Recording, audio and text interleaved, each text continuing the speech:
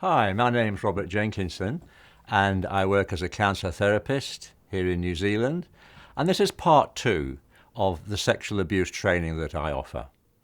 Part 1, which I hope you've seen already, is about offending dynamics, about our society, and what we can do if we come across a client who is an offender or one of the survivors of sexual abuse that we're working with. They suddenly disclose to us that they've also offended. So that material was covered in part 1. This is part 2, and this is focusing much more on survivors of sexual abuse and what exactly do we do with them. What will help to resource them? What will help them to face what's happened to them? And what will help them to actually reintegrate back into society? So this is in 5 modules. The first module looks, first of all, at what kind of situations are we as, could be counsellors or social workers or psychologists, what are we walking into when we first start working with a sexual abuse survivor? Because there's a whole family dynamics that they're bringing with them and that will manifest into why they are as they are, whether they find it difficult to talk to us about what's happened, whether it be they feel blamed for what's happened, and all that will come about by their experience in their family of origin. So we start talking about that first. What can we expect when we start talking about the family situation that they come from? Because some of our clients will feel quite isolated and very scared about us broaching the topic.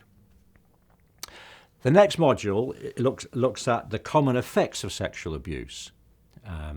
Because, as you know, ACC have a certain Schedule 3, which they accept are perfectly common reactions from sexual abuse, and they are very acceptable when you start doing reports.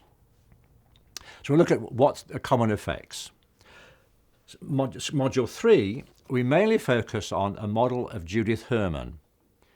Now, this is a really common model that most counsellors use, and it's in 3 stages. It's about preparing the client to talk about the sexual abuse, which means we're resourcing them, making them feel stronger to talk about it. The second phase of that model is about talking about the abuse and connecting to it. And then the third phase of treatment is about, well, how do we help the client to reconnect back into society again?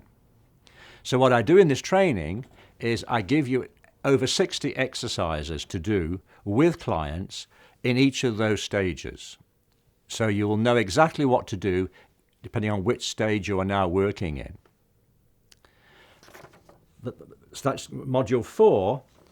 We look at particular issues that often come up in sexual abuse work. And those issues are, how do we ground and stabilize our clients? Because one of our biggest fears, as you know, is what if the client starts to become dysregulated? What if they start to feel bad and angry? What do we do about that? So I give you lots of exercises around how to ground and stabilize your client, both in the actual counseling room itself, but also when they're at home. Another part of this training is we often have to deal with post-traumatic stress disorder. The clients are getting flashbacks, they are getting reminders all the time, they're feeling bad. So I give you at least 5 ways of working with that PTSD. Another specialist area I talk about is the inner child work. Now, I believe that is crucial to the recovery of the essence of who we are. Because many people are walking around today and they've still got damaged and bruised inner children, because I believe we freeze when we get overwhelmed. And so when that happens to us, we're only living half the life we should be. So I believe reconnecting back to the inner child is absolutely crucial in their development. And then the other specialist area we look at is self-forgiveness. Now, this is a tricky topic in sexual abuse because outside agencies will often say to survivors, you have to forgive them. Whilst there's a truth in that, the forgiveness comes much later.